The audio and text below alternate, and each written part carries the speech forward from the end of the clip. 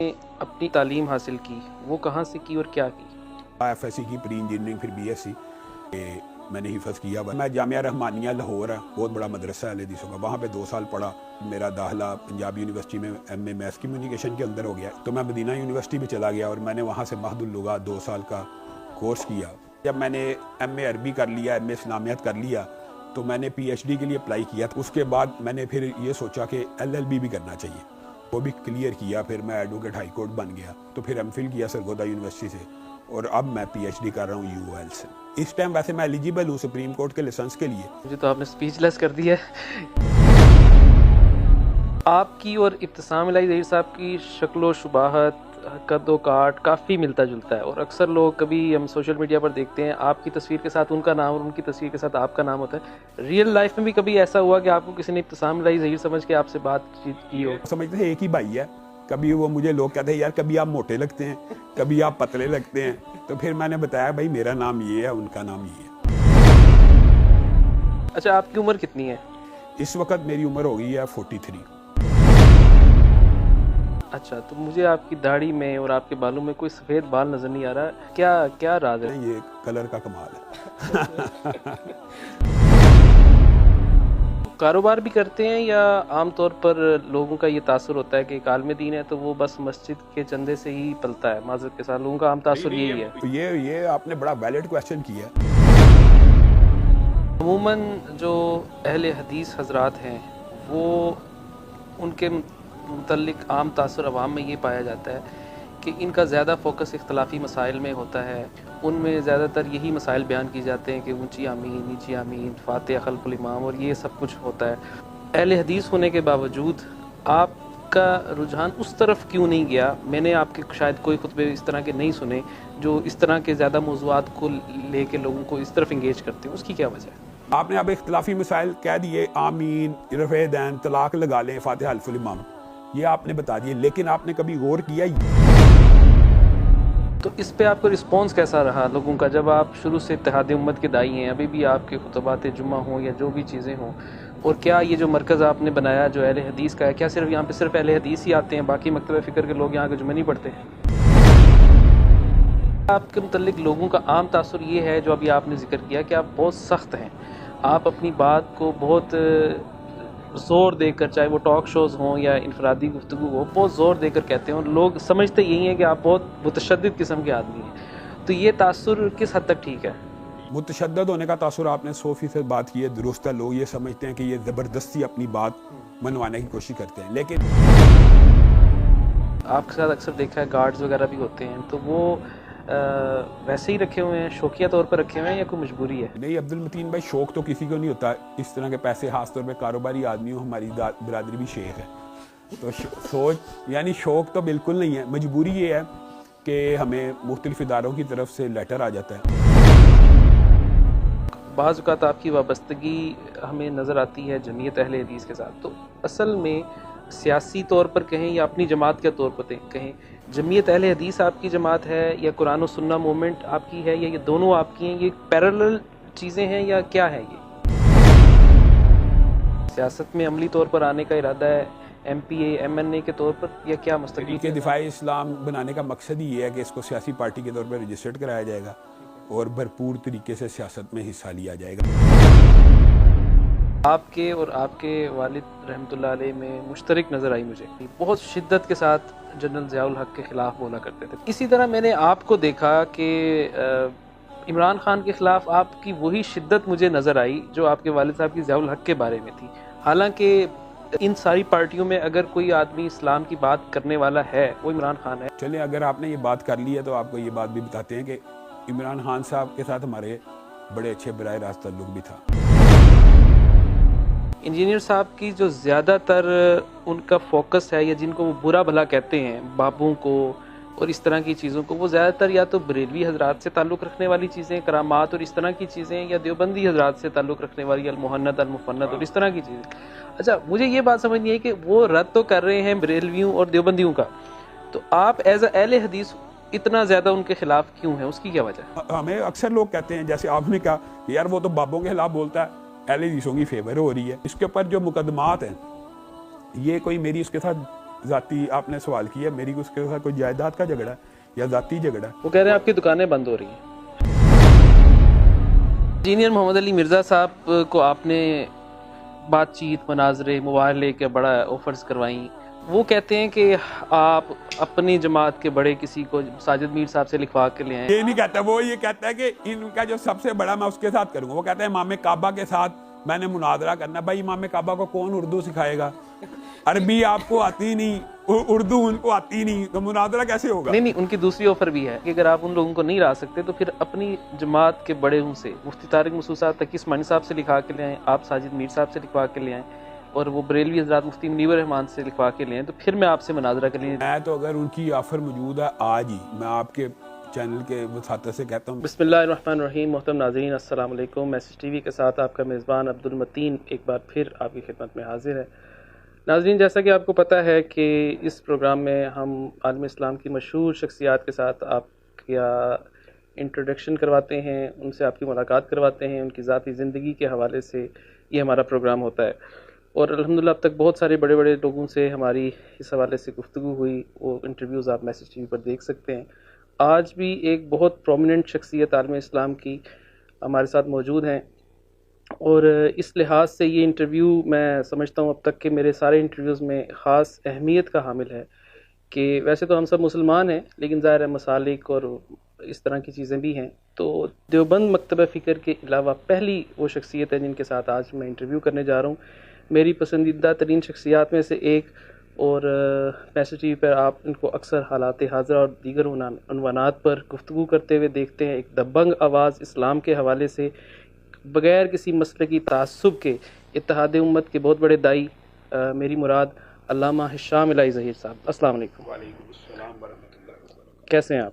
اللہ کا کرم. سب سے پہلے بہت شکریہ میسج ٹی وی کو وقت دینے کے لیے، جزاک اللہ خیر. آپ کا بھی بہت بہت شکریہ.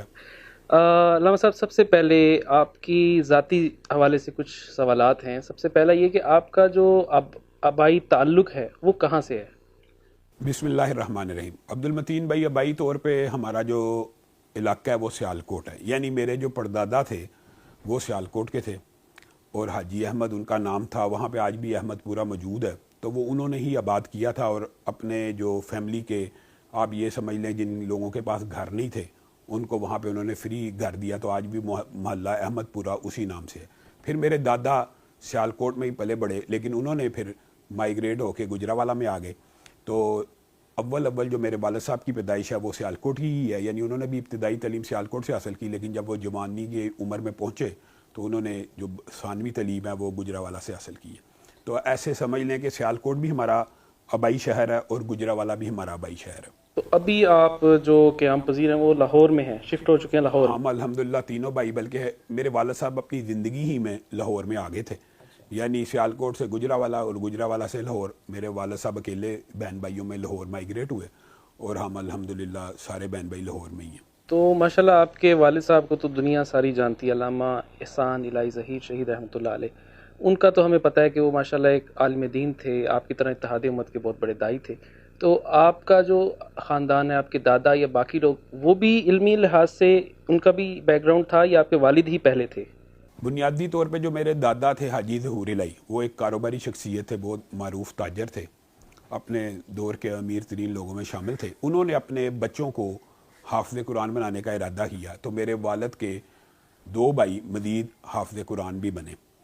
اور اس کے بعد جو میرے والد کے چھوٹے بھائی ہیں وہ عالم عرب میں اس وقت بہت بڑے عالم کی حیثیت سے جانے جاتے ہیں. ان کا نام ڈاکٹر فضل الہی ہے. وہ میرے چچا ہیں. سعودیہ کی مختلف یونیورسٹیز میں انہوں نے پڑھایا. الحمدللہ انہیں یہ اعزاز حاصل ہے کہ مسجد النبوی کے اندر جو پاکستانی علماء درس دیتے ہیں، آج بھی وہ حج کے موقع پر جا کے مسجد النبوی کے اندر ان کی چیئر لگتی ہے اور وہاں پہ وہ درس و تدریس دیتے ہیں. تو یہ تو میرے چچا وغیرہ کے حوالے سے. باقی ان کے جو چھوٹے بھائی عابد الہی ہیں اور حافظ شکور الہی، وہ بھی حافظ اور عالم تھے. لیکن ظاہر ہے کہ ان 2 بھائیوں نے جو اللہ تعالیٰ نے جو ان سے کام لیا وہ باقی دونوں سے الحمدللہ وہ بھی اپنی اپنی فیلڈ میں کامیاب ہیں. لیکن یہ عالم اسلام کے اندر ڈاکٹر فضل الہی کا اور والد صاحب کا ایک بہت زیادہ آپ کو پتہ اثر رسوخ ہے. دوسری یہ بات میں کرنا چاہتا ہوں کہ خاندان کے اندر جیسے آپ نے پوچھا، تو ننیال کی طرف سے جو میرے نانا حافظ محمد گوندلوی ہیں، وہ اہل حدیثوں کے سب سے بڑے، اگر میں کہوں کہ شیخ الحدیث مانے جاتے ہیں، تو یہ بات مبالغہ بھی نہیں ہے. اس وقت بر صغیر پاک و ہند کے اندر جتنے بھی اہل حدیث علماء ہیں ان کے پاس حدیث کی جو سند ہے وہ میرے نانا کی طرف سے. آپ نے اپنی ابتدائی تعلیم حاصل کی وہ کہاں سے کی اور کیا کی؟ میں پہلی 5 کلاس سے تو کریسنٹ ماڈل سے میں نے پڑھی ہیں. اس کے بعد میں والدہ نے والد صاحب کی شہادت کے بعد ان کا ذہن یہی تھا کہ مجھے بھی وہ حافظ بنائیں, تو انہوں نے مجھے حفظ میں ڈالا. میں نے ابتدائی تعلیم قاری ادریس عاصم صاحب اہل حدیثوں کے بہت بڑے قاری تھے. گزشتہ دنوں ان کا انتقال ہوا, اللہ تعالیٰ انہیں گری کے رحمت فرمائے, اور وہ تھانوی صاحب کے شاگرد بھی تھے اور تھانوی صاحب کے ساتھ ان کا بڑا گہرا تعلق تھا. میں نے حفظ قرآن وہاں سے کیا اور تجوید یعنی سمجھ لیں اور تلاوت اور قرآن پاک کی الف با میں نے انہی سے سیکھی ہے. اس کے بعد میں نے 8ویں کلاس میں ایم کیو فاؤنڈیشن ایک اسکول ہے شاہ جمال میں, وہاں پہ داخلہ لیا. اس کے بعد میں کریسنٹ ماڈل کے کالج سے پڑھا. پھر ایف ایس سی کرنے کے بعد میں گورنمنٹ کالج لاہور سے B S C zoology botany اسٹیٹ میں داخلہ لیا. اس کے بعد میں نے یہ ارادہ کیا کہ میں نے حفظ کیا ہوا تو میں دینی تعلیم کی طرف دوبارہ جاؤں. پہلے میرا ذہن دنیاوی تعلیم کی طرف تھا, ایف ایس سی کی پری انجینئرنگ پھر بی ایس سی, لیکن پھر میں جامعہ رحمانیہ لاہور ہے, بہت بڑا مدرسہ ہے اہل حدیثوں کا, وہاں پہ 2 سال پڑھا. اور اس کے بعد بی ایس سی کے بعد میرا داخلہ پنجاب یونیورسٹی میں ایم اے میس کمیونیکیشن کے اندر ہو گیا. اسی دوران میں نے مدینہ یونیورسٹی میں داخلہ بھیجا ہوا تھا, وہاں سے بھی مجھے کال لیٹر آ گیا تو میں مدینہ یونیورسٹی بھی چلا گیا اور میں نے وہاں سے مہد اللغات 2 سال کا کورس کیا. اور ان دنوں میں عبد المتین بھائی تعلیمی حوالے سے آپ نے پوچھا تو ان دنوں میں ماسٹرز کی بڑی اہمیت ہوتی تھی, یعنی جس کے پاس زیادہ ایم اے تھے, والد صاحب کے پاس 7 ایم اے تھے, تو ان کا بڑا شہرہ تھا اس حوالے سے کہ انہوں نے کنٹمپریری اسٹڈیز کے اندر بھی عبور حاصل کیا ہوا. تو وہی ذوق شوق تھا. حالانکہ جب میں نے ایم اے عربی کر لیا, ایم اے اسلامیات کر لیا, تو میں نے پی ایچ ڈی کے لیے اپلائی کیا تھا اس دور میں, تو میرا رول نمبر 1 تھا شیخ زید میں. لیکن تب پی ایچ ڈی کا بالکل ٹرینڈ نہیں تھا. 2000 میں 3-4 کی آپ کو بات بتا رہا ہوں. تو میں نے بھی پھر ماسٹرز کرنا شروع کر دیا, پھر پولیٹیکل سائنس میں کیا. پھر یعنی ماسٹرز کا اس دوران رواج تھا, 4-5 ماسٹر کیے. اس کے بعد میں نے پھر یہ سوچا کہ ایل ایل بی بھی کرنا چاہیے. ایل ایل بی کے والے سے میرے دوستوں کا یہ ذہن تھا کہ ایل ایل بی بڑا مشکل ہے, اور جس طرح آپ ماسٹر کرتے ہیں بغیر پڑھے اور اتنی محنت کے بغیر, یہ نہیں ہوتا.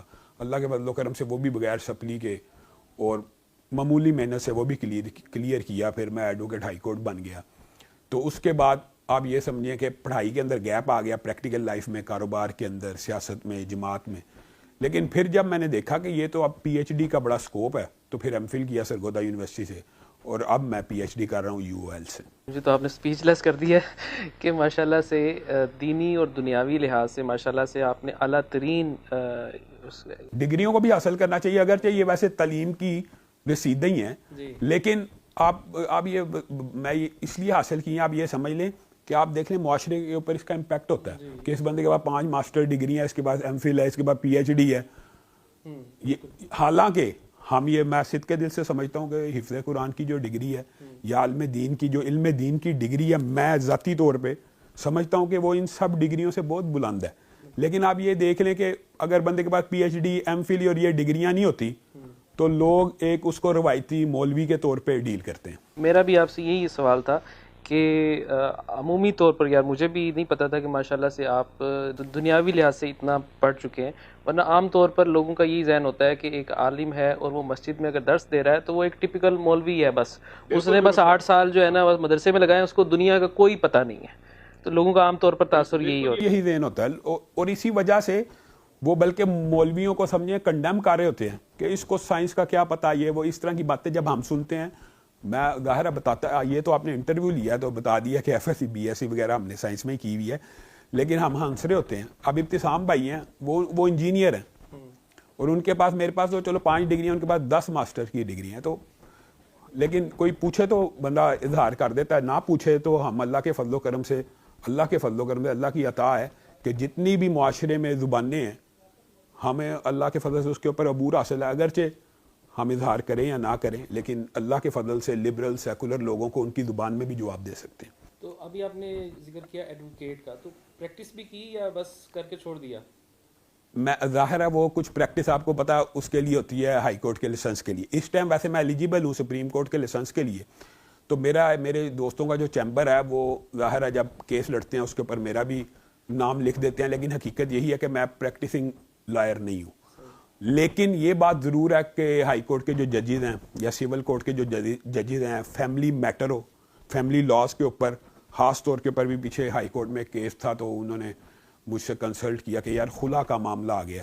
وہ تھوڑا کئی دفعہ پیچیدہ معاملات ہوتے ہیں تو اس کے اوپر وہ ہم سے رہنمائی لے لیتے ہیں شرعی طور کے اوپر کہ یہ چونکہ قانون بھی پڑھے ہوئے ہیں اور شریعت کے بھی کو جاننے والے ہیں, ہم تو ادنا سے طالب علم ہیں شریعت کے, تو وہ پوچھ لیتے ہیں تو اس کے اندر ہم ان پٹ دے دیتے ہیں. ویسے لوگ جن کو پتہ چلتا ہے وہ میرے پاس آ جاتے ہیں کہ آپ علامہ صاحب ہمارا کیس لڑیں, تو پھر میں ان کو بتاتا ہوں کہ میرے دوستوں کے چیمبر ہیں, تو میں پریکٹسنگ نہیں ہوں. میں ویسے پریکٹسنگ لائر اس لیے بھی نہیں ہوں, ذوق تھا شروع میں ظاہر ہے بولنے کی, اگر استعداد ہو بندہ بن جاتا ہے, لیکن میں یہ سمجھتا ہوں کہ بہت مشکل ہو جاتا ہے حق اور باطل کی تفریق کرنا. آپ کیسے جج کر سکتے ہیں کہ یہ بندہ سچا آپ کے پاس آیا ہے, تو آپ خواہ باطل کے وکیل بن جائیں, یہ بہتر نہیں ہے. اور تھوڑا سا ہم پیچھے چلیں گے, ایک چیز ہم چھوڑ گئے علامہ شہید کے حوالے سے کہ جب ان کی شہادت ہوئی اس وقت آپ کی عمر کتنی تھی؟ تقریباً میں 8 سے 9 برس کے درمیان تھا. اس وقت میری عمر اتنی تھی اور میرے ذہن میں یعنی بچپن کے سارے ان کے ساتھ گزارے ہوئے واقعات میرے ذہن میں موجود ہیں.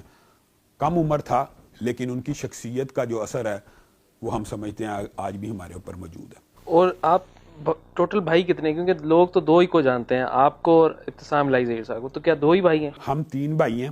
معتصم الہی ظہیر ہم دونوں کے درمیان ہے. بعض لوگوں کو یہ بھی کنفیوژن ہوتی ہے کہ ابتسام کے بعد وہ سمجھتے ہیں میں ہوں. ابتسام بھائی کے بعد ہیں معتصم الہی ظہیر ہیں, وہ بھی الحمدللہ مرکزی جمعیت کے اندر وہ ناظم امور ہیں سیاسی کمیٹی کے یعنی جمعیت کے.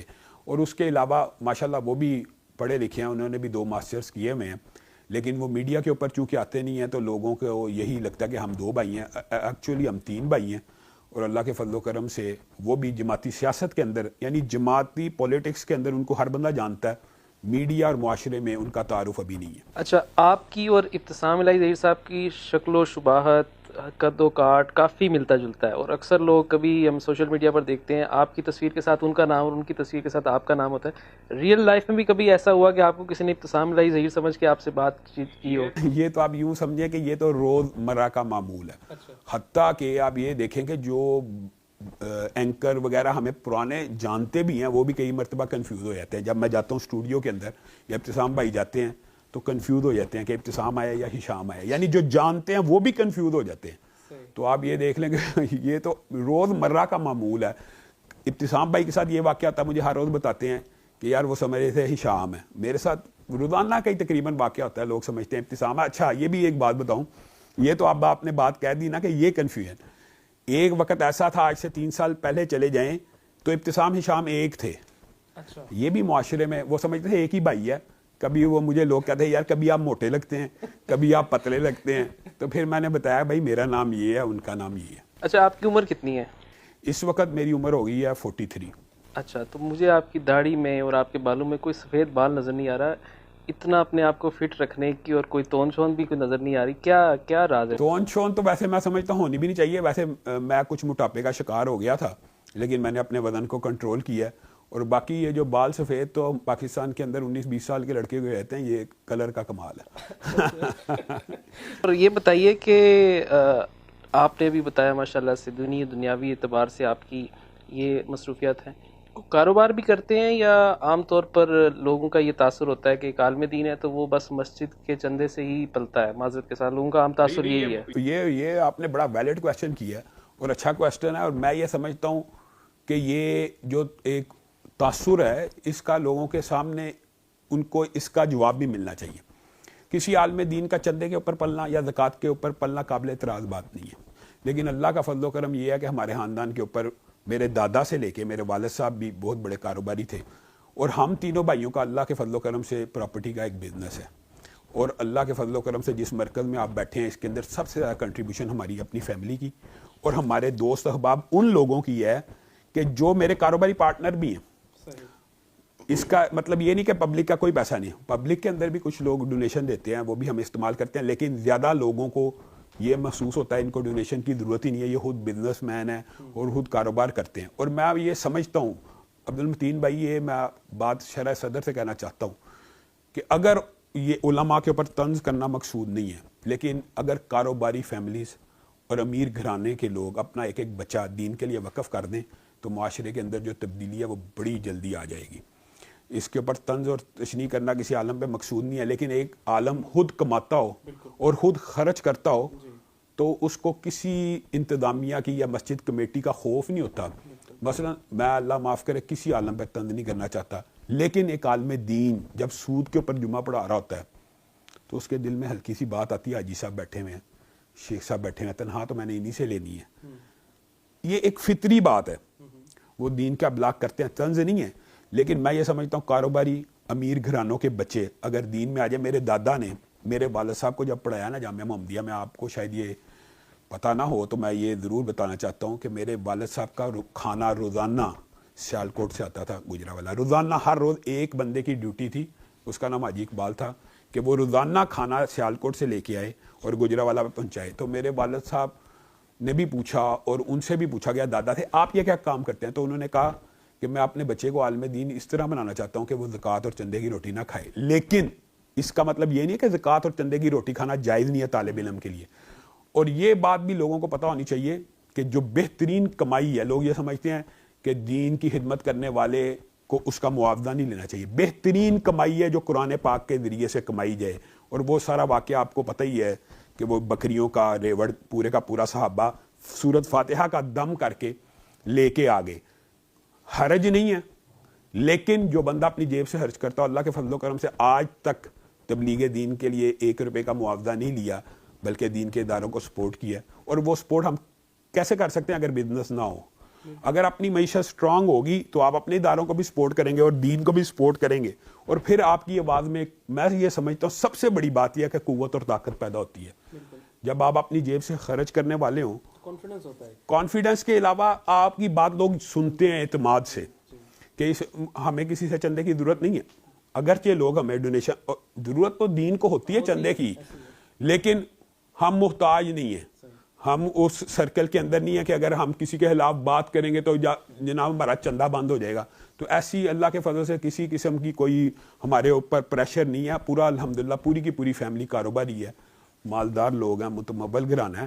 اور میں نے آپ کو پہلے بتایا کہ میرے دادا اس دور کے سب سے امیر سیالکوٹ کے، ان کی فیکٹری تھی یہ لوم میں، اس وقت تب نئی نئی پاکستان میں آئی تھی، تو سب سے بڑی فیکٹری تھی. تو اللہ کے فضل و کرم سے ہم سب بھائی بھی یہ سمجھتے ہیں. میں یہ بھی کہنا چاہتا ہوں کہ دین کے جو طلبہ ہیں نا یا علماء کو ان کی معیشت سے فارغ کرنا چاہیے. اس بات کا میں انکاری نہیں ہوں. مثال دے رہا ہوں، میں یہ سمجھتا ہوں کہ معیشت کی وجہ سے بہت سا ٹائم ضائع ہو جاتا ہے.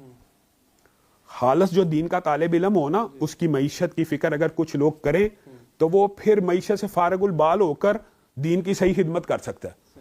لیکن اس کا مطلب یہ نہیں کہ علماء کو کمانا نہیں چاہیے. اگر علماء کمائیں یا علماء کمائیں یا یہ میں سمجھتا ہوں کہ کاروباری امیر گھرانے کے لوگ اپنا ایک ایک بچہ دین کے لیے مختص کر دیں. اچھا، آپ نے ذکر کیا آپ کے اس سینٹر کا جہاں بھی ہم بیٹھے ہوئے ہیں، یہ کب اسٹیبلش کیا اور اس کو اسٹیبلش کرنے کے پیچھے کیا مقاصد کیا تھے؟ یہ ایک طویل داستان ہے، لیکن مختصر کرتے ہوئے والد صاحب کا مرکز ہے لارنس روڈ کے اوپر، جہاں پہ ابتسام بھائی ہوتے ہیں. تو ابتسام بھائی الحمدللہ اللہ کے فضل و کرم سے وہ مرکز چلا رہے ہیں. یہاں بنیادی طور پہ میں UET میں شفٹ ہوا کہ یہاں پہ میں نے پلاٹ خریدا مسجد کے سامنے، جو سوسائٹی کی مسجد تھی، سوسائٹی کی یہاں پہ جو مین مسجد تھی، کہ یار مسجد کے بالکل سامنے گھر ہونا چاہیے. بالعموم لوگ کہتے ہیں مسجد سے دور یا قبرستان سے گھر دور ہونا چاہیے. وہاں پہ اہل حدیث امام مسجد تھا. میں اس کے پیچھے نماز پڑھتا رہا. انہوں نے اس کو نکال دیا. دیوبندی امام مسجد ہے، میرے بڑے گہرے دوست ہیں ابھی بھی. میں ان کے پیچھے نماز پڑھتا رہا. لیکن محلے کے اندر کچھ ایسی باتیں ہوئی کہ میں نے محسوس کیا کہ یہ میرے آنے جانے سے نا کچھ دیگر مسالک کے لوگ بھی ہوتے ہیں تو ہیزیٹیٹ کرتے ہیں، اور کئی مرتبہ لوگ گھبرا جاتے ہیں. بلکہ کئی دفعہ ایسا ہوا کہ میں اگر پیچھے کھڑا ہوں تو غلطیاں بھی قاری صاحب کرنا شروع ہو گئی ہے. تو میں نے یہ محسوس کیا یار ہمیں ویسے بھی سوسائٹی میں کوئی اہل حدیث مسجد نہیں تھی، تو میں نے یہاں پہ ایک پلاٹ لیا اور پھر میں نے وہ گھر بیچ کے اس پلاٹ کے سامنے اپنا گھر بنایا. اول یہ 1 کنال کی مسجد تھی. میرا ذہن یہی تھا کہ گھر کے سامنے مسجد کی نیت سے گھر لیا ہے تو یہاں پہ بھی مسجد کے سامنے گھر ہونا چاہیے. اور گھر بنانے کے بعد جب مسجد بنائی تو مجھے نہیں تھا پتا کہ لوگوں کا رسپانس اس قدر زیادہ ہوگا. میں نے خود پہلا جمعہ تھا افتتاحی پڑھایا تو مسجد کھچا کھچ بھر گئی پہلے جمعے سے. تو یہ 2016 کا واقعہ جمعے کا. لائبریری اور مسجد اس سے پہلے بن چکی ہوئی تھی. جمعہ ہم نے 2016 میں شروع کیا تو لوگوں کا بہت زیادہ ویلکمنگ رسپانس تھا. تو پھر 1 کنال اور خرید لی. وہ 2 کنال کی جگہ بھی بھر گئی. پھر ہم نے کہا کہ اب 3 کنال اور خریدنی چاہیے. تو اس طرح کرتے کرتے اللہ کے فضل و کرم سے یہ 9 کنال جگہ ہو گئی ہے، اور یہاں پہ الحمدللہ 1.5 کنال کے اوپر ایک اسکول سسٹم چل رہا ہے، اسلامی اسکول سسٹم ہے، لیکن جس کے اندر A لیول O لیول بھی ہے. اور اللہ کے فضل و کرم سے لاہور کے اندر آپ کو پتہ ہے اہل حدیثوں میں ایک ٹرینڈ یہ بھی ہے کہ خواتین بھی جمعہ پڑھتی ہیں، اور خواتین بھی تراویاں پڑھتی ہیں، اور خواتین بھی اعتکاف مسجدوں میں کرتی ہیں. ہمارے آپ کو پتہ یہ مسئلہ ہے. تو وہ اللہ کے فضل سے لاہور کی سب سے بڑی اہل حدیثوں کی عورتوں کی مسجد بھی میں نے یہاں پہ بنائی، جو 1 کنال پوری کی پوری منزل ہے، وہ 3 منزلوں پہ اب شفٹ ہو گئی ہے، یعنی 1200 کی کیپیسٹی ہے خواتین کی، اور رمضان کے اندر 150 کے قریب خواتین بھی اعتکاف بیٹھتی ہیں اسی مسجد میں. دوسرا یہ بتائیے گا کہ آپ کی ابھی گفتگو میں بھی بار بار اہل حدیث کا ذکر آیا. عموماً جو اہل حدیث حضرات ہیں وہ ان کے متعلق عام تاثر عوام میں یہ پایا جاتا ہے کہ ان کا زیادہ فوکس اختلافی مسائل میں ہوتا ہے. ان کے خطبے جمعے ہوں یا عید کے خطبے ہوں، ان میں زیادہ تر یہی مسائل بیان کی جاتے ہیں کہ اونچی آمین، نیچی آمین، فاتحہ خلف الامام، اور یہ سب کچھ ہوتا ہے، اور اسی کی وجہ سے وہ زیادہ جانے پہچانے جاتے ہیں. تو اہل حدیث ہونے کے باوجود آپ کا رجحان اس طرف کیوں نہیں گیا؟ میں نے آپ کے شاید کوئی خطبے اس طرح کے نہیں سنے جو اس طرح کے زیادہ موضوعات کو لے کے لوگوں کو اس طرف انگیج کرتے ہیں. اس کی کیا وجہ ہے؟ میں یہ سمجھتا ہوں بنیادی طور کے اوپر ہر مکتبہ فکر کے اندر ایک طبقہ ایسا ضرور ہوتا ہے جو اختلافی مسائل کو ٹچ کر رہا ہوتا ہے. ہر مکتبہ فکر کے اندر ہوتا ہے، آپ جنرلی جائزہ لے لیں. اور ہر مکتبہ فکر کے اندر ایک طبقہ ایسا ضرور ہوتا ہے جو مشترکات امت کی بات کرتا ہے. تو ہم یہ سمجھتے ہیں کہ ہمیں اس طبقے کی نمائندگی کرنی چاہیے جو مشترکات امت کی بات کرتا ہے. دوسری بات یہ، آپ میرے جتنے بھی خطبات ہیں یا تقاریر آپ سن لیں، اس کے اوپر میرا فوکس تینوں مسالک کے مشترکات کے اوپر کیوں ہوتا ہے؟ تینوں مسالک کے اندر اصلی طور کے اوپر قرآن سب سے پہلا سورس ہے، حدیث اس کے بعد ہے. تو میں تو انکار حدیث کے اوپر جو تینوں مسالک کا متفقہ موقف ہے اس کے اوپر میں رد کرتا رہتا ہوں. جو منکرین حدیث ہیں یا جیسے غامدی صاحب ہیں یا جو بھی استخفاف حدیث یا استحقار حدیث کے قائل ہیں، ان کے اوپر میں کوشش کرتا ہوں. پھر دوسری بات میں عبد المتین بھائی یہ ضرور کہنا چاہتا ہوں کہ کیا مشترکات امت جو ہیں وہ تھوڑے ہیں؟ بہت زیادہ ہیں. اختلاف سے تو بہت ہی زیادہ. آپ نے اب اختلافی مسائل کہہ دیے، آمین، رفع دین، طلاق لگا لیں، فاتحہ خلف الامام، یہ آپ نے بتا دیے. لیکن آپ نے کبھی غور کیا یہ جو اختلافی مسائل بھی ہیں یہ کن چیزوں میں ہیں؟ بنیادی طور پہ امت کے اندر اختلاف ہوتا ہے، اقرار کرتے ہیں، رسول اللہ نے کہہ دیا کہ میری امت کے اندر اتنے فرقے بنیں گے، اختلاف ہوتا ہے. لیکن ہوتا کن باتوں پہ ہے؟ ایک ہوتا ہے عقیدے کا اختلاف، دوسرا اختلاف یہ ہوتا ہے کہ عبادت کرنی کیسے ہے. یہ 2 اختلاف ہوتے ہیں. اس کے علاوہ آپ ذرا جنرلی ذہن میں لائیں، معاملات ہیں، ڈکیتی ہے، چوری ہے، زنا ہے، غیبت ہے، شراب ہے، جتنے باقی مسائل ہیں، سود ہے، آپ دیکھیں گے اس سب کے اوپر امت کا اتفاق ہے. کیا بریلوی ہو یا دیوبندی ہو یا اہل حدیث ہو وہ کہتا ہے بے حیائی ہونی چاہیے، بے پردگی ہونی چاہیے، معاشرے میں برائی ہونی چاہیے؟ اب یہ جو مشترکات امت ہیں یہ کہاں ہیں؟ یہ اتنے پیچھے ہم نے پھینک دی ہیں کہ لوگ ہمیں یہ تانا دیتے ہیں یار ہم کیسی نماز پڑھیں. لوگ مولویوں کو آئیے تانا دیتے ہیں کس کے پیچھے پڑھیں؟ آپ ایک دوسرے کے پیچھے نہیں پڑھتے. اور بھائی جن چیزوں پہ ہم ایک ہیں آپ وہ کرتے ہیں. ہم تینوں بریلوی، دیوبندی، اہل حدیث کے نزدیک سود حرام ہے، آپ نے چھوڑا ہے؟ شراب حرام ہے، آپ نے چھوڑی ہے؟ بے پردگی حرام ہے، آپ نے چھوڑی ہے؟ غیبت حرام ہے، چھوڑی ہے؟ جھوٹ، یعنی آپ یہ سینکڑوں باتیں، ایک نہیں ہے، یہ سینکڑوں مشترکات ہے. تو آپ امت کو مشترکات کی طرف تو لے کے آئیں. اور پھر سب سے زیادہ جو بڑا مشترکہ کاز ہے وہ 2 کاز میں سمجھتا ہوں جس کی وجہ سے اہل سنت ایک ہیں، وہ ہے ختم نبوت، پہلی بات. دوسرا دفاع صحابہ. اب یہ جو اتنی بڑی مشترکہ اثاثہ ہے اس کو چھوڑ دیا جائے. دفاع صحابہ اگر اہل سنت کا جو لفظ ہے اگر آپ دیکھیں تو یہ کس کے مقابل وجود میں آیا تھا؟ اہل تشیع کے مقابلے میں. تو اس کی کاز کیا تھا؟ دفاع صحابہ. تو یہ مشترکات چھوڑ کر اگر ہم اختلافی دیکھیں، اپنا نقطہ نظر بیان کرنے میں بھی نہیں سمجھتا. نقطہ نظر بیان ہونا چاہیے بھائی ہمارا عقیدہ یہ ہے، ہم رسول اللہ صلی اللہ علیہ وسلم کے بارے میں یہ عقیدہ رکھتے ہیں، ہم رفع دین کے بارے میں یہ عقیدہ رکھتے ہیں. لیکن آپ نے بلاک کر دیا، کیا منوانا بھی آپ کی ذمہ داری ہے؟ منوانا ذمہ داری نہیں. آپ بلاک کریں، آپ کے دلائل کسی کو پسند آتے ہیں وہ قبول کر لے گا. آپ اس بنیاد کے اوپر کسی کو کافر کہنا شروع کر دیں، کسی کو مشرک کہنا شروع کر دیں. میں یہ سمجھتا ہوں یہ بات، ہاں آپ اظہار کریں کہ یار اللہ کی طرف آؤ، قرآن کی طرف آؤ، سنت کی طرف آؤ. اور میں یہ سمجھتا ہوں قرآن اور سنت بھی مشترکہ اثاثہ ہے، مشترکہ اثاثہ ہے، چاہے بریلوی ہی کیوں نہ ہو. قرآن و سنت ان کی اصل بھی قرآن و سنت ہے نا. تو آپ قرآن و سنت کو ہائی لائٹ کرتے کرتے اتنا ہائی لائٹ کر دیں کہ عوام خود بخود کہیں کہ بھائی ہم نے کسی کی طرف نہیں جانا, قرآن و سنت کی طرف آ جانا, تو بات ہے. تو اس پہ آپ کو رسپانس کیسا رہا لوگوں کا, جب آپ شروع سے اتحاد امت کے داعی ہیں, ابھی بھی آپ کے خطبات جمعہ ہوں یا جو بھی چیزیں ہوں, اور کیا یہ جو مرکز آپ نے بنایا جو اہل حدیث کا ہے, کیا صرف یہاں پہ صرف اہل حدیث ہی آتے ہیں, باقی مکتبہ فکر کے لوگ یہاں کے جمعہ نہیں پڑھتے ہیں؟ آپ اگر نوٹ کریں, آپ اپنے ساتھیوں کو کبھی جمعے میں بھیجیں, تو میری جو 30% سے زیادہ آڈینس ہے وہ غیر اہل حدیث ہے, 30% سے زیادہ. اور بریلوی بھی آتے ہیں, دیوبندی بھی آتے ہیں, اور اللہ کے فضل و کرم سے وہ خود کہتے ہیں کہ ہم نے کبھی آپ کے مرکز میں اجنبیت محسوس نہیں کی ہے. تاکہ آپ کو پتہ, ہم دفاع صحابہ کی ایک باقاعدہ قواعد اور مشن سمجھتے ہیں. لیکن آپ کے لیے شاید یہ بات حیرانگی کی ہو کہ ہمارے محلے کا جو شیعہ ہے وہ بھی میرے مرکز میں ایک دن آیا اور آج کا علامہ صاحب میں ادھر نماز پڑھ لوں, آپ مجھے روکیں گے تو نہیں؟ میں کہا یار آپ کیسی بات کرتے ہیں, آپ میرے سامنے نماز پڑھیں, وہ اللہ کے فضل سے آتا ہے, یہاں پہ نماز پڑھ کے جاتا ہے, ہم اس کو بھی نہیں روکتے. یعنی ہمارے سے یہ اجنبیت گفتگو سے کئی مرتبہ لگتا ہے کہ یہ بڑے سخت مزاج لوگ ہیں, لیکن ایک بندہ عبادت کرنے آ رہا ہے تو اس کو میں سمجھتا ہوں کسی طور پہ نہیں روکا جا سکتا. تو ہماری مسجد کے اندر تو قطعاً کسی کو یہ اجنبیت محسوس ہی نہیں ہوتی. بریلوی آ جائے, دیوبندی آ جائے, میں تو ہر ایک کو ویلکم کرتا ہوں. اور جہاں تک آپ نے رسپانس کی بات کی ہے, کچھ مخالفت آپ کو پتہ ہے معتدل لوگوں کی ہوتی ہے, اور کچھ لوگ تو کرتے ہی ہیں جن کو اعتراض کرنا کام ہے. لیکن آن دا ہول اللہ کے فضل و کرم سے آپ یہ سمجھ لیں کہ ہم بھائیوں کی اس کوشش اور سٹرگل کی وجہ سے بین المسالک ہم آہنگی کو بھی فروغ ملا, اور ہماری جو آپس میں نفرتیں مسالک کے درمیان تھی وہ بھی بہت حد تک کم ہو گئی ہیں. ہمارے الحمدللہ دیوبندیوں کے بہت سے علماء کے ساتھ ایسی دوستی ہے جیسے بھائیوں جیسی ہے, بریلویوں کے بہت سے علماء کے ساتھ ہمارا تعلق ایسا رہا ہے. لیکن بات وہی ہے کہ مشترکات میں ہم ایک ہیں, عقائد کے اندر, عبادات کی ادائیگی کے اندر اگر ہم مختلف بھی ہیں تو اس سے بہت زیادہ فرق نہیں پڑ جاتا. تو یہ جو آپ نے ذکر کیا, آپ کے متعلق دو تاثر تھے. ایک تاثر تو یہی تھا کہ آپ بہت زیادہ اتحاد امت کی بات کرتے ہیں, میرا سوال تھا کہ اس کی وجہ کیا ہے, وہ آپ نے بیان کر دی. دوسرا, آپ کے متعلق لوگوں کا عام تاثر یہ ہے جو ابھی آپ نے ذکر کیا کہ آپ بہت سخت ہیں, آپ اپنی بات کو بہت زور دے کر, چاہے وہ ٹاک شوز ہوں یا انفرادی گفتگو ہو, بہت زور دے کر کہتے ہیں, اور لوگ سمجھتے یہی ہیں کہ آپ بہت متشدد قسم کے آدمی ہیں. تو یہ تاثر کس حد تک ٹھیک ہے؟ یہ تو آپ ان لوگوں سے پوچھ سکتے ہیں جو میرے ساتھ پروگرام میں بیٹھتے ہو. متشدد ہونے کا تاثر آپ نے 100% بات کی ہے, درست ہے. لوگ یہ سمجھتے ہیں کہ یہ زبردستی اپنی بات منوانے کی کوشش کرتے ہیں, لیکن میرے ساتھ شیعہ علماء بیٹھے ہوتے ہیں. پروگرام کے بعد ہم آپس میں ایک دوسرے کے ساتھ گپ شپ بھی کرتے ہیں.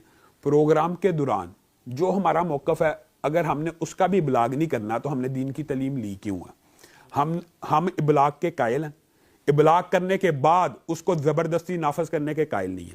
ابلاغ پوری طرح ہوگا. اگر کوئی بندہ غلط بات کہہ دے, مثال دے رہا ہوں, وہ میرے ساتھ کھانا بھی کھا چکا ہو, لیکن اب اگر حضرت امیر معاویہ کے بارے میں کوئی بات کہے گا, میں نہیں خاموش رہ سکتا. اس لحاظ سے میں سخت ہوں, اس لحاظ سے میں متشدد ہوں. اگر وہ یہ کہے گا کہ قبر کو سجدہ جی شرک نہیں ہے, میں کہوں گا شرک ہے. یہی پروگرام میں چند ایسے ہوئے ہیں نا, تو لوگ یہ سمجھتے ہیں یار اس نے تو اس کے اوپر چڑھائی کر دی. حالانکہ اس کے بعد ہم گپ شپ لگاتے رہے ہیں. ان کو میرے سے کبھی آپ پوچھ لیں جو میرے ساتھ ٹی وی پروگرام میں ساتھی آتے ہیں, ان کو میرے پہ کوئی اعتراض نہیں ہوتا. اگرچہ ٹی وی کے اوپر ایسے ضرور محسوس ہو رہا ہوتا کہ اگریشن کا مظاہرہ ہو گیا یا ایک دوسرے سے لڑ پڑیں گے, لیکن اللہ کے فضل سے ایسی بات نہیں ہے. یہ بتائیں, ماشاءاللہ آپ اتحاد امت, دفاع صحابہ, ان کازز پر آپ ماشاءاللہ کام کر رہے ہیں. اس پہ کام کرتے ہوئے کبھی کوئی دھمکیاں, کوئی ایسی چیزیں بھی کبھی آپ کے ساتھ ہوئی ہیں؟ آپ کے ساتھ اکثر دیکھا ہے گارڈز وغیرہ بھی ہوتے ہیں, تو وہ ویسے ہی رکھے ہوئے ہیں, شوقیہ طور پر رکھے ہوئے ہیں, یا کوئی مجبوری ہے؟ نہیں عبد المتین بھائی, شوق تو کسی کو نہیں ہوتا اس طرح کے پیسے, خاص طور پہ کاروباری آدمی ہوں. ہماری برادری بھی شیخ ہے, تو سوچ یعنی شوق تو بالکل نہیں ہے. مجبوری یہ ہے کہ ہمیں مختلف اداروں کی طرف سے لیٹر آ جاتا ہے کہ آپ کی خلاف یہ کال پکڑی گئی ہے. 2 سال قبل بھی ایک بہت بڑا واقعہ تھا, اس کے علاوہ بھی متعدد واقعہ, لیکن وہ واقعہ میں آپ کو ذکر کر دیتا ہوں کہ ایک کال کو انٹرسیپٹ کیا گیا. وہ باقاعدہ ایک خاص ہمسایہ ملک کی طرف سے کوئی ٹارگٹ کلنگ کا پلان لے کے دونوں بھائیوں کا, ابتسام بھائی کا اور میرا, آئے اور انٹرسیپٹ ہو گیا. اللہ کے فضل سے ہمارے پاکستان کے اداروں نے محنت کی, ان کو پکڑ لیا, جو بھی انہوں نے کرنا تھا. تو اس کے بعد ہمیں زیادہ تھریٹ آئے. ویسے تو ظاہر ہے والد صاحب پاکستان کا, پنجاب کا پہلا بم بلاسٹ تھا, پہلا پلانٹڈ بم بلاسٹ تھا, والد صاحب شہید ہوئے. تھریٹ تو تب سے تھے. اس کے بعد ہمارے والد صاحب کے آپ سمجھ لیں بیٹے ہی تھے, میرے بڑے بھائی تھے. وہ اصل میں وہ ہمارے سگے بھائی نہیں تھے, لیکن دنیا ان کو یہی سمجھتی ہے ہمارے بھائی تھے, کیونکہ میرے والد صاحب نے ان کو پالا تھا, ان کی تربیت کی تھی عطا الرحمان ثاقب صاحب. تو ان کو بھی ٹارگٹ کلنگ میں شہید کر دیا گیا. وہ قرآن کی کلاس پڑھا کے نکلے تھے. تو تھریٹس تو اس دور سے چلتے آ رہے ہیں اور باضابطہ طور کے اوپر 1-2 دفعہ حملے کی کوشش بھی ہوئی ہے، لیکن اللہ کے فضل و کرم سے ہم یہ سمجھتے ہیں کہ اس حوالے سے اداروں نے بر وقت وہ قاتلوں کو یا اس طرح کے مذموم عزائم رکھنے والوں کو پکڑا بھی ہے، اور ہمیں وہ گاہے بگاہے انٹیمیٹ بھی کر دیتے ہیں کہ ابھی آپ کا نام اس لسٹ میں آ گیا، اس وجہ سے صرف گارڈ وغیرہ رکھے ہوئے۔ تو یہ جو آپ نے ذکر کیا قاتلانہ حملے کا، یا اس کا کوئی واقعہ ہے تو بتائیں۔ ایک دفعہ لارنس روڈ کے اوپر ابتسام بھائی کے اوپر ہوا، اس کے بعد ایک مرتبہ میرے اوپر ہوا، لیکن اللہ کے فضل سے یہی کہہ رہا ہوں کہ بر وقت وہ جو ہے جوابی کارروائی پکڑے بھی گئے، اور بر وقت میں یہ سمجھتا ہوں اس کے اندر بہرحال ہم اداروں کے شکر گزار ہیں کہ انہوں نے بر وقت ہمیں لیٹر بھی لکھے اور انٹیمیٹ کیا، حتیٰ کہ جن دنوں میں ہونا تھا اس سے پہلے انہوں نے کہا کہ یہ خطرات موجود ہیں، تو ہم نے اپنی سیکیورٹی کا کچھ بندوبست کیا تھا، حتیٰ کہ میرے گھر کے باہر سے جس وقت اس نے حملہ کرنا تھا بین اسی وقت وہ بندہ پکڑا گیا، اسی گھر کے باہر سے۔ یہ آج سے تقریباً 1.5-2 سال پہلے کی بات ہے۔ وہ اپنے آپ کو خفیہ اداروں کا بندہ کہہ رہا تھا کہ میں ریکی کرنے ہوں آپ کی حفاظت کے لیے، وہ بعد میں پتہ لگا کہ مذموم عزائم سے آیا تھا، تو انہوں نے پکڑ لیا۔ تو یہ بنیادی طور پر کون لوگ ہوتے ہیں؟ آپ تو اتحاد امت کی آواز کرتے ہیں، تفرقہ بازی یا اس طرح کی چیزوں، وہ کافر یہ کافر یا وہ برا، اس کے پیچھے نماز نہیں پڑھو، اس طرح کی چیزوں کی طرف آپ نہیں جاتے، اور ہم نے عمومی طور پر پاکستان کے ملکی حوالے سے بھی دیکھا کہ ماشاءاللہ آپ تمام بھائی، آپ کے والد صاحب محب وطن لوگ تھے، ہمیشہ پاکستان کی سلامتی کے لیے آپ کے ہاں دعائیں بھی ہوتی ہیں، سب کچھ ہوتا ہے۔ پھر یہ کون سے عناصر ہیں جو آپ جیسے لوگوں کو، اور اس طرح سے، اور بہت لمبی فہرست ہے، وہ بہت سارے علماء کو شہید بھی کیا، ان پہ قاتلانہ، کون لوگ ہیں یہ؟ وہی لوگ ہیں جو ڈاکٹر عادل کے، مولانا سمیع الحق کے، مولانا اعظم طارق کے، والد صاحب کے، حق نواز جنگی صاحب کو، جنہوں نے شہید کیا۔ بنیادی طور پہ جہاں تک اہل سنت کا تعلق ہے، ہمیں ان سے کبھی کوئی خطرہ فیل نہیں ہوا۔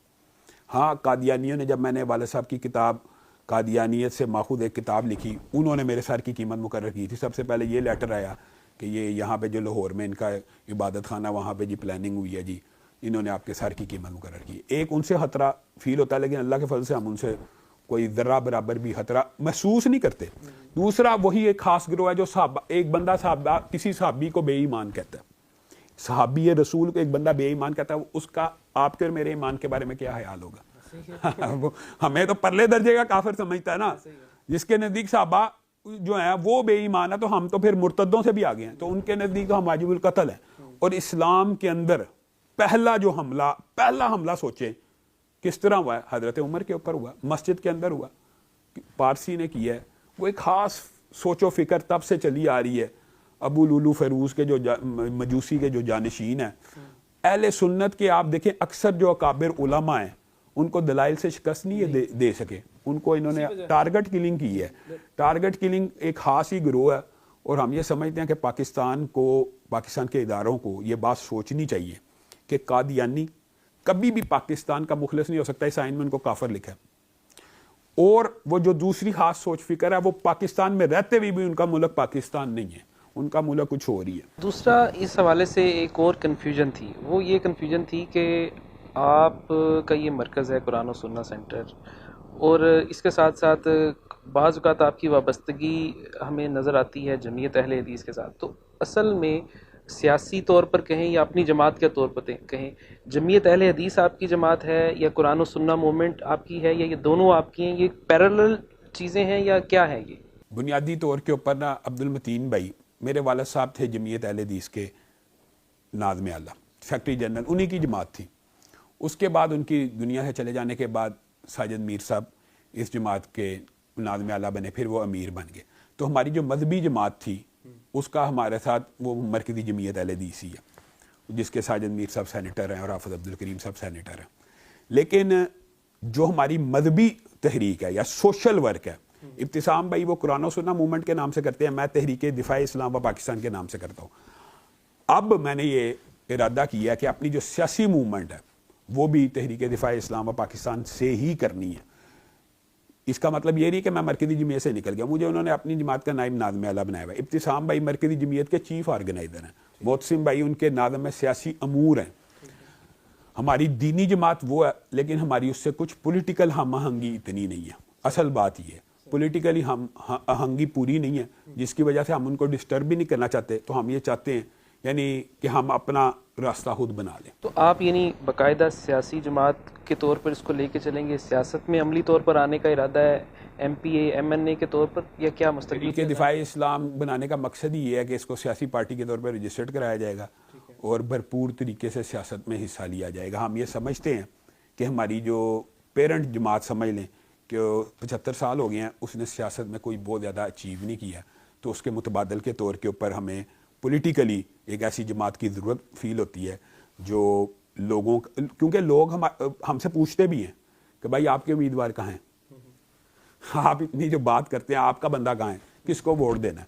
ویسے تو میں اتحاد امت سب سے پہلے چاہتا ہوں، یہ بھی بتا دوں، تحریک دفاع اسلام و پاکستان بنانے کا مقصد یہ بھی تھا کہ جو میرے ہم ذہن میرے ساتھی ہیں، معاویہ اعظم صاحب ہو گئے یا علامہ سعید صاحب کا تو اب انتقال ہو گیا، تو اس طرح کے جو معتدل لوگ ہیں، یعنی دیوبندی، بریلوی، اہل حدیث، جماعت اسلامی مل ملا کے ایک ایسا سیاسی پلیٹ فارم عوام کو دیا جائے کہ لوگ اس کی طرف متوجہ ہوں. مذہبی جماعتوں کو نا لوگ ووٹ نہیں دیتے، وجہ یہ ہوتی ہے کہ ان کا ذہن یہ ہوتا ہے اس نے جیتنا نہیں ہے. تو کم از کم اتنا باروب اتحاد ہونا چاہیے.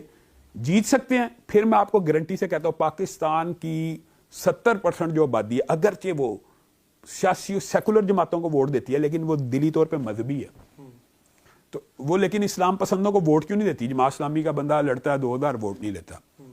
آپ تحریک لبیک کو دیکھ لیں، میں نے ان کو بھی یہ بات کہی تھی. اب یہ دیکھ لیں، آپ کہتے ہیں ابھی آپ سے بات آف دی ریکارڈ ہو رہی تھی کہ پریڈکشنز کی، میں نے ان کو کہا تھا آپ اتنے ووٹ بھی نہیں لے سکیں گے. وہ کہتے تھے ہم نے ایسے کر دینا. میں کہا نہیں لے سکتے. انڈیپینڈنٹلی مذہبی جماعتوں کو پنجاب سے وہ پذیرائی کبھی نہیں مل سکتی جب تک وہ متحد نہ ہو. متحد ہوں گے، آپ دیکھ لینا رزلٹ ویسا ہی نکلے گا جیسے متحدہ مجلس عمل کے دور میں نکلا تھا. اس طرح کے جو مذہبی اتحاد ہے، متحدہ مجلس عمل کا آپ نے ذکر کیا، تو اس کا انجام کیا ہوا وہ بھی تو ہم نے دیکھ لیا. تو آپ ایسا کیا کریں گے کہ جو متحدہ مجلس عمل والے نہیں کر سکے؟ میں یہ سمجھتا ہوں وہ تو پہلا اتحاد تھا اور اس کے رزلٹ سے میں مایوس نہیں ہوں، اگرچہ لوگ مایوس ہو جاتے ہیں. آپ یہ سمجھتے ہیں کہ وہ رزلٹ مایوس کن تھا؟ 80+ سیٹیں اس اتحاد نے لی تھی. اگرچہ وہ اتحاد بعد میں ٹوٹ پھوٹ کا شکار ہو گیا، لیکن ٹوٹ پھوٹ کی کچھ وجوہات ہوتی ہیں. میں یہ سمجھتا ہوں اگر یہ باتیں پہلے سے طے ہو جائے نا، کسی بھی مذہبی اتحاد کو بنانے سے قبل حصہ بقدر جسہ کے اعتبار سے آپ ریشو پرپوشن کے اعتبار سے ڈیل کر لیں تو یہ معاملات بعد میں نہیں بگڑ سکتے. اور میں یہ آپ کو ایک بات بتاؤں، جماعت اسلامی کے جو دوست ہیں میرے، ہم ان کی بہت حد تک یہ ذہن سازی کر چکے ہیں کہ آپ بھی اکیلے الیکشن نہیں جیت سکتے. صوبہ سرحد سے شاید ان کو خاطر ہاں رسپانس مل جائے، لیکن پنجاب سے انہوں نے بھی یہ رزلٹ نہیں حاصل کر سکنا. اگر وہ مذہبی اتحاد بنائیں گے تو آپ دیکھ لینا رزلٹ نکل آئیں گے. اور انشاءاللہ ہم یہ کوشش کریں گے کہ مجلس عمل والا اس دفعہ سیاسی اتحاد نہ ہو، اس سے بہتر ہو. اچھا، ایک سوال جو مجھے ابھی ذہن میں آیا، آپ نے ذکر بھی کیا تحریک لبیک کا، اس حوالے سے دیوبندی اور اہل حدیثوں کے درمیان شاید اتنے اختلافات یا اتنی شدت نہ ہو عمومی طور پر جتنی بریلوی اور اہل حدیث کے درمیان عمومی طور پر پائی جاتی ہے. اس کے باوجود آپ نے اتنا بڑا ظرف اور اتنا بڑا دل کیسے کر لیا کہ آپ کے اکثر خطبات میں تحریک لبیک والوں کی تعریف اور توصیف ہوتی ہے، اور ادھر سے ہمیں کبھی اس کا رسپانس مجھے کم سے کم نظر نہیں آیا؟ یہ کیسے؟ یہ عبد المتین بھائی، بنیادی طور پہ اگر آپ یہ سمجھتے ہیں تعریف ہوتی ہے تو ایسی بات نہیں. میں دیکھتا ہوں کہ ان کے اوپر ظلم ہو رہا ہے تو اس ظلم کے خلاف ہمیں آواز بلند کرنی چاہیے. جب بھی ان کے اوپر فائرنگ ہوئی، ہزارہ کا واقعہ ہو یا یہ چبرجی کا واقعہ ہو، ہم نے آواز اٹھائی ہے، ہم نے اس ظلم کے خلاف آواز اٹھائی ہے. کیا آپ اور میں ان کو کلمہ گو مسلمان نہیں سمجھتے؟ کلمہ گو مسلمان ہیں، وہ قتل ہو رہے ہیں، ماورائے عدالت قتل ہونا چاہیے؟ نہیں ہونا چاہیے. اس لیے ہمیں ان کے حق میں آواز اٹھانی چاہیے. اور دوسری بات جو آپ نے کی ہے نا اہل حدیث دیوبندی میں، تو میں یہ سمجھتا ہوں اہل حدیث دیوبندیوں کو تو کبھی بھی سیاسی جدوجہد منفرد کرنی ہی نہیں چاہیے. میرے والد صاحب کا مفتی محمود کے ساتھ بڑا گہرا تعلق تھا. مولانا فضل الرحمان جو ہیں میرے والد صاحب کو ایک بڑے بھائی کی حیثیت سے ساری زندگی دیکھتے رہے، اور ہماری بڑی، اور یہ خاص طور پہ اس کے بعد کے بھی مولانا غلام اللہ خان صاحب اور میرے والد صاحب کے ساتھ بڑا گہرا تعلق ہے. اور اب عصر حاضر کے جتنے دیوبندی علماء ہیں، مفتی طارق مسعود ہو گیا، معاویہ اعظم ہو گیا، مفتی عدنان کاکا ہیل ہو گیا، مفتی ابو محمد، یہ سارے ڈاکٹر خلیق اور رشید، سب میرے دوست ہیں. کیونکہ آپ نے یہ بات کی نا بہت زیادہ، میں تو یہ سمجھتا ہوں کہ سیاسی اور فکری جدوجہد میں اختلاف صفر ہے. آپ افغانستان کی ہسٹری ذرا دماغ میں لے کے آئیں. ملا عمر نے کس ایک شخص کے لیے اپنی پوری ریاست کو ختم کر دیا؟ وہ اہل حدیث تھا. اتنی بڑی قربانی, یعنی یہ ہماری تو آپس میں قربانیوں کی داستان ہے, شاہ اسماعیل شہید سے لے کے شاہ احمد بریلوی تک. تو یہ تو ہمارے درمیان تو یہ سیاسی جو فکر ہے نا, وہ تو آپ سمجھے سیاسی فکر میں تو بالکل ہی لمبا چوڑا اختلاف نہیں ہے, دونوں حریت فکر کے. ہاں بریلویوں کے ساتھ اگرچہ اختلاف بہت زیادہ ہے, یہ بات آپ کی حقیقت ہے, اور ان کی طرف سے میں نے بھی جیسے آپ کہتے ہیں اتنا ویلکمنگ رسپانس نہیں دیکھا, لیکن آپ کیا سمجھتے ہیں اس کے اثرات نہیں مرتب ہو رہے, ان کے ہو رہے ہیں, ان کے نوجوانوں کے اوپر یہ اثرات مرتب ہو رہے ہیں. وہ ہماری آواز کو اس وقت حق سمجھتے ہیں اور وہ اس بات کے اوپر کنونس ہو چکے ہیں کہ وہ بھی انڈیپینڈنٹ کچھ نہیں کر سکتے. اور دوسری بات یہ عبد المتین بھائی, اس طرح کے گروہ کو کبھی بھی تنہا یا کارنر نہیں کرنا چاہیے, ان کو مین سٹریم میں لانے کی کوشش کرنی چاہیے. کیوں؟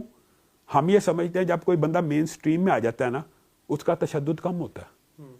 مین سٹریم پالیٹکس میں اگر آپ ان کو رستہ دیں گے اور ان کو چینلائز کریں گے تو ان کا تشدد, ان کا غصہ, ان کی نفرت کم ہوگی. اگر آپ ان کو بالکل سائڈ لائن کر کے دھتکار دیں گے تو پھر وہی واقعات ہوں گے کہ پورا موب اٹھے گا, جس کے اوپر مرضی الزام لگائے گا, قتل کر دے گا. یہ جو واقعات ہیں یہ بہت خطرناک ہے. ان کو میں یہ سمجھتا ہوں کہ ہمیں تمام علماء کو میری یہ درخواست ہے, ان کو چینلائز کریں.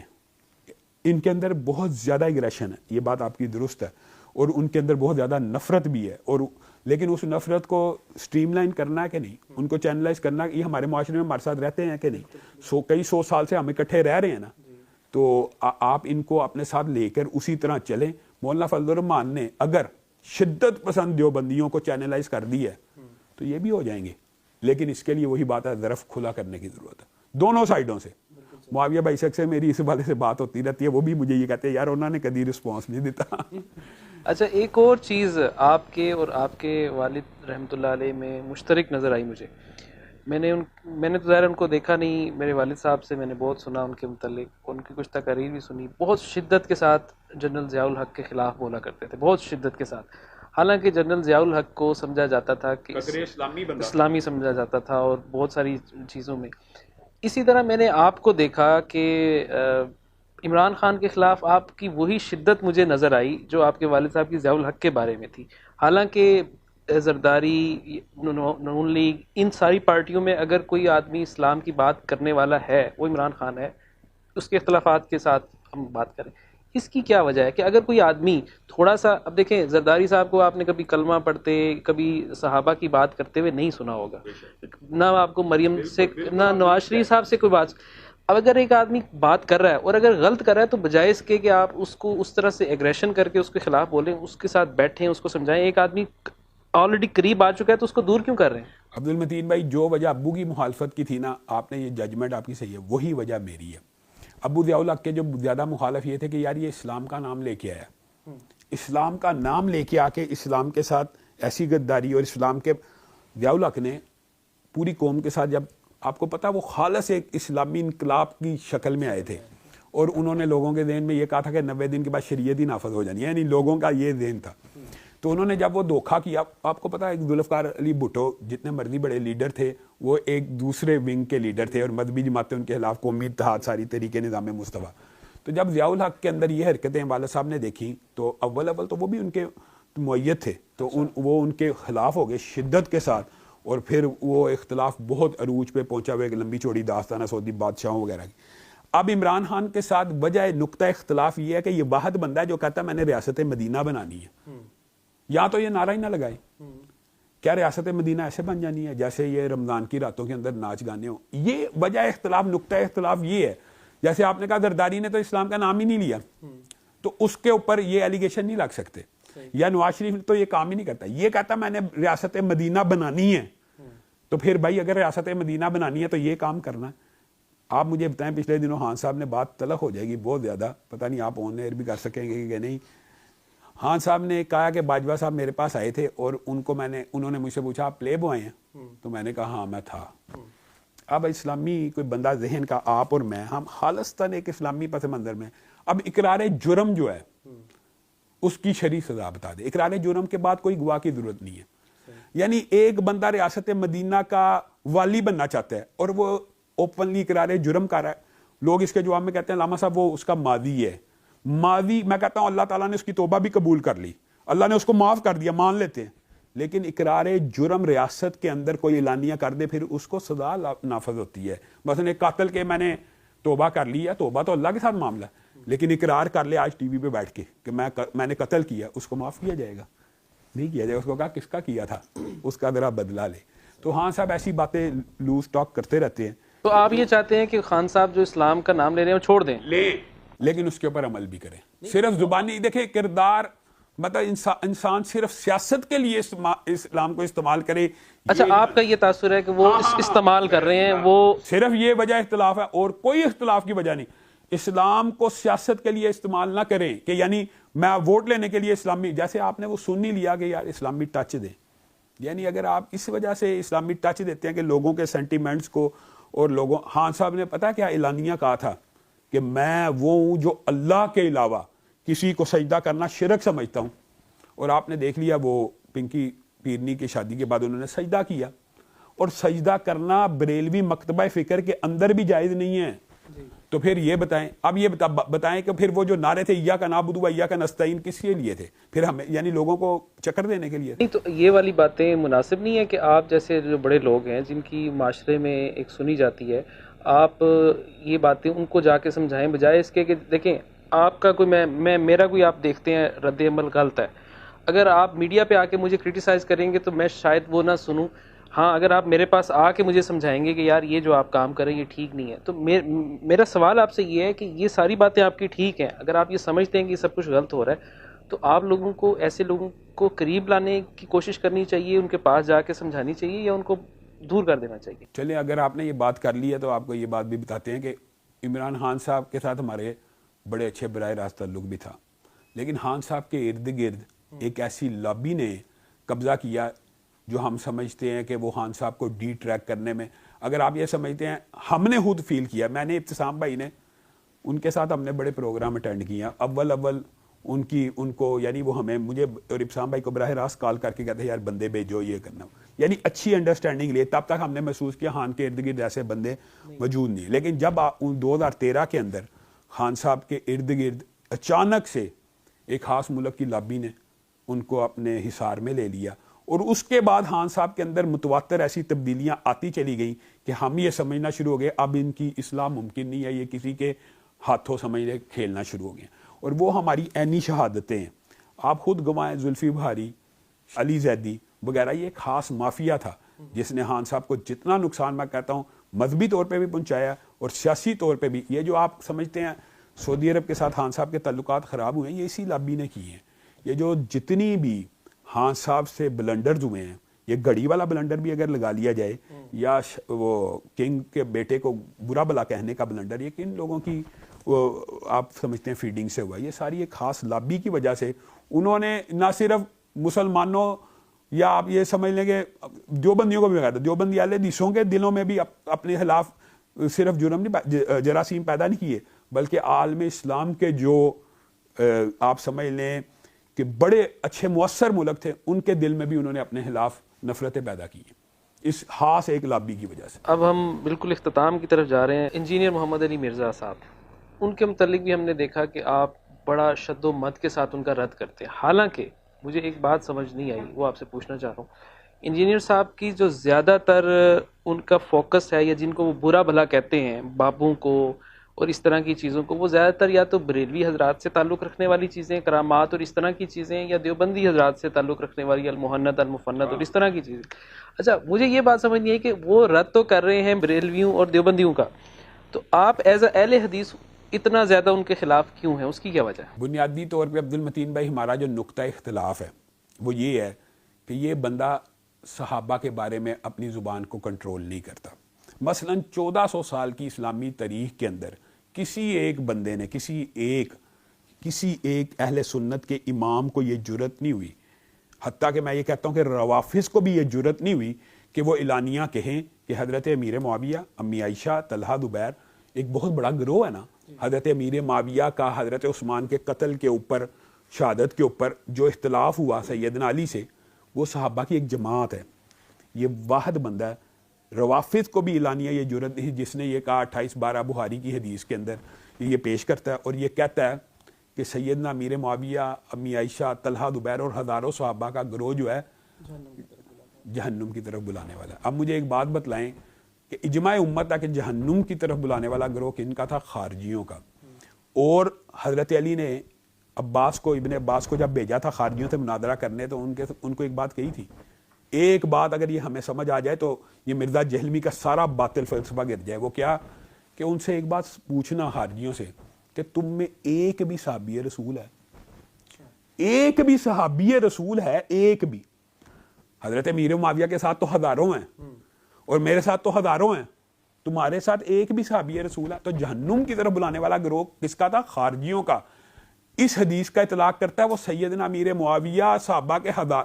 اب مجھے بتائیں کیا فرق رہ گیا؟ یہ تو کسی رافضی کو بھی آج جرت نہیں ہے پاکستان کے اندر یہ کہہ دے کہ سیدنا امیر معاویہ جہنم کی طرف بلانے والے تھے. کیوں؟ رسول اللہ صلی اللہ علیہ وسلم نے کہا یہ میرا بیٹا سردار ہے حسن, یہ مسلمانوں کے دو عظیم, یہ بھی بخاری شریف کی 2704 نمبر حدیث ہے, یہ مسلمانوں کے دو عظیم گروہوں کے درمیان صلح کروائے گا. یعنی جن گروہوں کو رسول اللہ عظیم بھی کہہ رہے ہیں اور مسلمان بھی کہہ رہے ہیں, یہی نہیں ہے ان صحابہ کو طلحہ و زبیر عشرہ مبشرہ ہیں کہ نہیں, معین جنتی ہیں کہ نہیں, سیدنا امیر معاویہ کو معین جنتی ہونے کی بھی بشارت ہے, اس کی بہت زیادہ لمبی چوڑی احادیث بھی موجود ہیں کہ پہلا لشکر اور ام حرام کی جتنی بھی احادیث ہیں یہ سیدنا امیر معاویہ جنتی معین, طلحہ زبیر جنتی معین, امی عائشہ جنتی یعنی جنت کی بیوی بھی ہیں, یہ ہزاروں صحابہ وکلن وعد اللہ الحسنی, یہ پورا جنتی گروہ جہنم کی طرف بلانے والا. یہ کیسا بات ہے؟ اچھا جب اس کے اوپر ہم کہتے ہیں معاذ اللہ, وہ کہتا ہے حدیث کو کہتے ہیں. اب کیسی عجیب بات ہے, وہ کہتے ہیں شاید ہم حدیث کا انکار. بھائی جہنم کی طرف بلانے والا گروہ ہم تجھے یہ سمجھاتے ہیں صحابہ کا نہیں ہو سکتا. تو نقطہ اختلاف یہ ہے, اگر آپ یہ کہیں کہ ہمیں اکثر لوگ کہتے ہیں جیسے آپ نے کہا کہ یار وہ تو بابوں کے خلاف بولتا ہے, اہل حدیثوں کی فیور ہو رہی ہے, وہ ان کے خلاف بولتا ہے اہل حدیثوں کی فیور ہو رہی ہے, تو ہم بھی اس کے ساتھ حصہ ڈال دیں اس بات کے اوپر کہ وہ میں کہتا ہوں کہ جو بندہ کسی صحابی کی رسپیکٹ نہیں نہ کرتا وہ عزت کا ہر حق کھو دیتا ہے.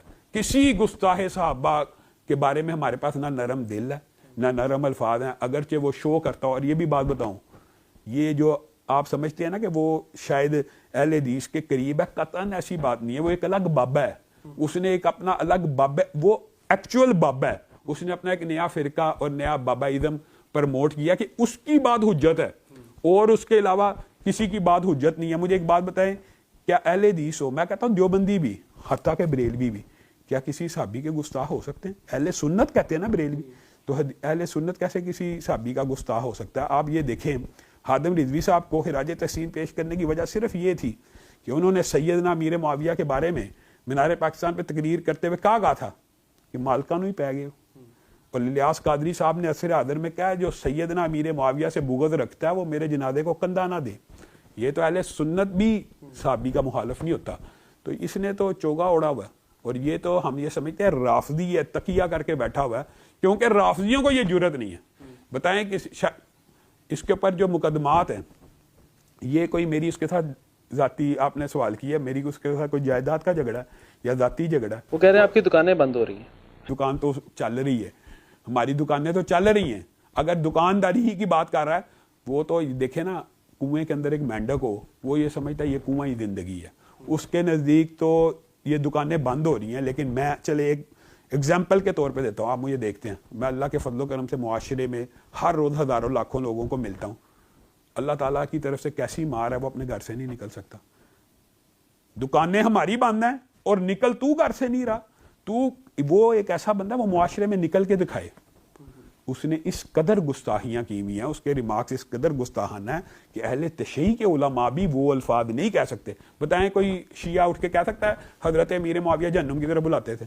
یہ کہتا ہے.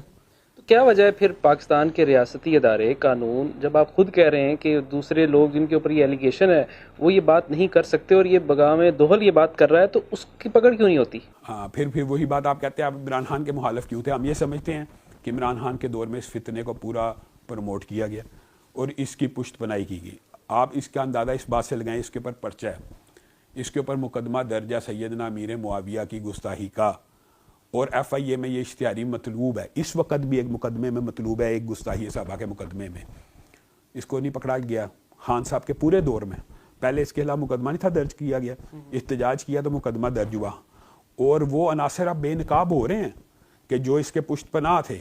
ہاں اب ہمیں توقع ہے کہ اللہ کرے کہ وہ جو اس کا مافیا، وہ جو ایک خاص لابی ہان کے ارد گرد اس کو سپورٹ کرتی تھی، پروموٹ کرتی تھی. اچھا یہ بھی بڑی عجیب بات ہے عبد المتین بھائی، آپ غور کرنا کہ تحریک انصاف کے لوگ صرف اس کی سیاسی وابستگی کی وجہ سے اس کی حمایت شروع کر دیتے ہیں. اور بھائی سیاسی وابستگی کا عقیدے کے اور اس طرح کے موضوعات کو کبھی نہیں دیکھنا چاہیے کہ یہ اگر آپ کے عمران خان کی حمایت کر رہا ہے، وہ صحابی کی مخالفت کر رہا ہے، صحابی کی مخالفت کر رہا ہے، آپ عمران خان کی حمایت کی وجہ سے اس کو سپورٹ کر رہے ہیں. تو انشاءاللہ یہ جو اس کی سپورٹ تھی یہ بھی اللہ کے فضل سے ختم ہو جانی ہے. جیسے ہی ختم ہوئی ہے گرفتار ہو جائے گا، پکڑا جائے گا. حتیٰ کہ میں یہ سمجھتا ہوں کہ وہ جو ایک خاص سوچ اور فکر کے لوگ ہیں جنہوں نے اب یہ ناموس صحابہ بل کے اوپر بڑا آگ بگولا ہوئے ہیں، وہ کیوں ہوئے ہیں؟ وہ مقدمات کی وجہ سے ہوئے ہیں کہ ہمیں اجازت ملنی چاہیے، ہمیں برا بلا کہنے کی اجازت دیں. اگر ان کو اجازت نہیں ہے تو ہم ایک اہل سنت کا چوگا اوڑے ہوئے شخص کو کیوں اجازت دیں صحابہ کے اوپر بولنے کی؟ صرف وجہ اختلاف اور نقطہ اختلاف یہ ہے. یعنی اگر مثال کے طور پر انجینئر محمد علی مرزا یہ صحابہ کے متعلق جو اس کی گفتگو ہے اس سے اعلان برات کر لیتا ہے، تو آپ کا بنیادی اختلاف، باقی اختلاف تو ظاہر رہیں گے ثانوی، لیکن بنیادی اختلاف آپ کو اس کے ساتھ یہی ختم ہو جائے گا اختلاف. مجھے ایک بات بتائیں، کوئی بندہ کسی مسلمان کو بے ایمان کے، حدیث ہے نا کہ ایک بندہ کسی مسلمان کو کافر کے تو ان دونوں میں سے ایک ہو جاتا، تو جو کسی صحابی کو کہ حتیٰ کہ اس کی اب ریسنٹ ایک ویڈیو آئی ہے، مجھے کل کسی بندے نے بھیجی ہے، اس کے اندر اس نے سیدنا امیر معاویہ کے بارے میں یہ تک کہہ دیا ہے کہ جب میں یہ لفظ کہوں نا بنو امیہ بڑا چلاک ہوشیار، تو سمجھ جایا کرو میں کس کو کہہ رہا ہوں. یعنی آپ یہ دیکھیں اس کا انداز تخاطب، اس کا انداز، اچھا ویسے یہ بنیادی طور پہ بدتمیز ہے، ایروگینٹ ہے، لیکن اس کے فالوورز عجیب ہیں کہ اس کی زبان کو دیکھنے کے باوجود اس سے متنفر نہیں ہوئے. انجینئر محمد علی مرزا صاحب کو آپ نے بات چیت، مناظرے، مباحثے کے بڑا آفرز کروائیں، وہ کہتے ہیں کہ آپ اپنی جماعت کے بڑے کسی کو ساجد میر صاحب سے لکھوا کے لے آئیں، تقی صاحب سے، مفتی طارق مسعود. وہ یہ نہیں کہتا، وہ یہ کہتا ہے کہ ان کا جو سب سے بڑا میں اس کے ساتھ کروں گا. وہ کہتا ہے امام کعبہ کے ساتھ میں نے مناظرہ کرنا. بھائی امام کعبہ کو کون اردو سکھائے گا؟ عربی آپ کو آتی نہیں، اردو ان کو آتی نہیں، تو مناظرہ کیسے ہوگا؟ نہیں، ان کی دوسری آفر بھی ہے کہ اگر آپ ان لوگوں کو نہیں لا سکتے تو پھر اپنی جماعت کے بڑے ہوں سے، مفتی طارق مسعود صاحب، تقی اسماعیلی صاحب سے لکھوا کے لے آئیں، آپ ساجد میر صاحب سے لکھوا کے لے آئیں، اور وہ بریلوی حضرات مفتی منیب الرحمان سے لکھوا کے لے آئیں، تو پھر میں آپ سے مناظرہ کر لیں. میں تو اگر ان کی آفر موجود ہے آج ہی، میں آپ کے چینل کے وساطت سے کہتا ہوں میر صاحب سے، تو جب آپ کہیں گے ہم لکھوا کے لیں گے. میر صاحب کی طرف سے تزکیہ لکھا جاتا ہے. میں آج بھی، اچھا یہ بھی وہ اسٹیٹمنٹ پتہ ہے آپ کو انہوں نے کیا کی ہے؟ نہیں، وہ کہتے ہیں کہ لکھوا کے صرف یہ نہ لائیں کہ میں اپنی جماعت کی طرف سے آ رہا ہوں، بلکہ یہ لکھوا کے لائیں کہ میری ہار میری پوری جماعت کی ہار. ٹھیک ہے، یہ بھی اگر وہ یہ دعویٰ کرتا ہے تو ہم یہ بھی لکھ کے دینے کے لیے تیار ہیں. بلکہ اس سے بھی بڑی بات کروں، آپ ان کو یہ بھی لکھیں گے، اپنی طرف سے مناظر بھی ابو یحییٰ نور پوری کو بھیجیں گے، ساتھ میں 10 لاکھ روپے آپ کو نقد انعام بھی دیں گے، اس کو ہمارے سامنے بٹھا دیا جائے. اور اگر وہ نہیں بیٹھنا چاہتا پھر رہ جائیں گے عبد المتین بھائی کہ میں اس کو کہتا ہوں یار مباہلہ کر لے، مباہلے کی آپشن. اچھا پھر اس نے اس بات کا جواب گڑا ہے. میں نے اس کو کہا مباہلہ کر لے کہ حضرت ابو بکر سے لے کے حضرت امیر معاویہ تک سارے صحابی جنتی ہیں، مباہلہ کر لے. اگر تو سیدنا امیر معاویہ کو جہنم کی گروہ کی طرف بلانے والا کہتا ہے، یہ آج لڑائی ختم کر دیتے ہیں. ہمارا عقیدہ وَكُلًّا وَعَدَ اللَّهُ الْحُسْنَىٰ، اللہ نے ہر صحابی کا ان کی ہر خطا کو اجتہادی ہو جیسی بھی ہو معاف کر دی ہے. اس کے اوپر ہمارے سے مباہلہ کر لے. اس نے پورا ایک پروگرام ریکارڈ کرایا کہ مباہلہ صرف رسول اللہ کے لیے تھا. آپ اندازہ کریں، یعنی یہ اس کا علمی لیول اور یہ اس کا معیار ہے کہ جس کو پوری امت کے لیے ایک مشعل راہ جس چیز کو کہ جب تمام فریق دلائل آگے عاجز آ جائیں پھر مباہلے کا آپشن ہے. اور ایک صدی ایسی نہیں جو مباہلے سے حالی گزری ہو، ہر صدی کا مباہلہ ہم اس کو دکھانے کے لیے تیار ہیں. تو یہ نہ مناظرہ کرنا چاہتا ہے نہ مباہلہ. وہی بات ہے کہ یہ سامنا کرنا ہی نہیں چاہتا، یہ ون سائیڈڈ ہے. یہ چاہتا ہی نہیں کہ میرے جو فالوورز ہیں وہ چیک بھی کریں. یعنی حتیٰ کہ اس کا دعویٰ یہ تھا کہ علمی اور کتابی بھی کہتا ہے.